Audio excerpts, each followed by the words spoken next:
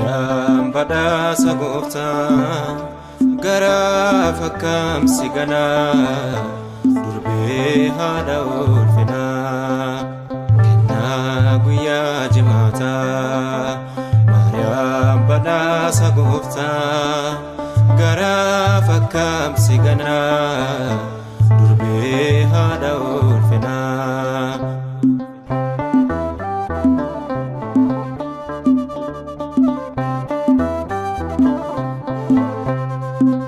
Ilmi kee fannoo irratti naan jedhee tun harme keetii fudhadhee anis kennaa koo Maariyaam haadha oolmaa koo.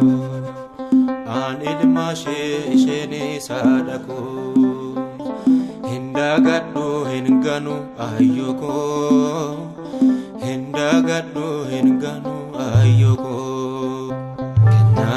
Guyyaa jimaataa Maariyaam badhaasa gooftaa gara fakkaamsi ganaa durbee haadha ulfinaa.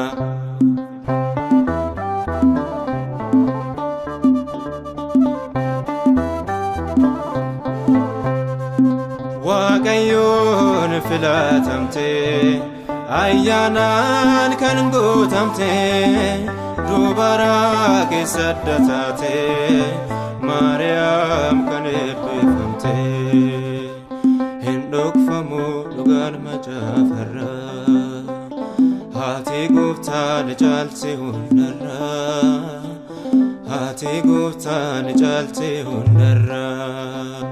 Kennaa guyyaa jimaataa Maariyaam badhaasa gooftaa gara fakkaamsi ganaa durbee haadha ulfinaa.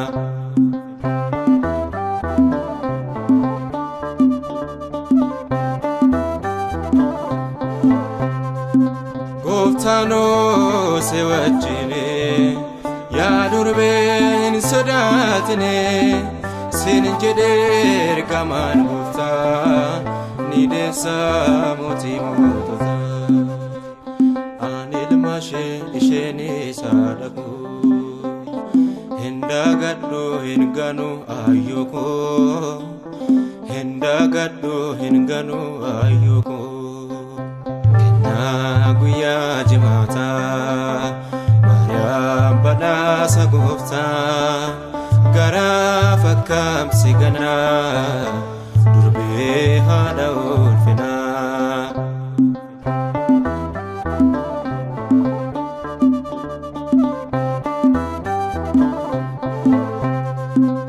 Dhaabattee mirga gooftaa addunyaaf ni kadhattaa gurgurtuuf waliin ardoosee Maariyaam haadha Yesuusii hin dhokfamu dhugaan macaafarraa haati gooftaa ni caalti hundarraa haati Yesuus ni caalti hundarraa.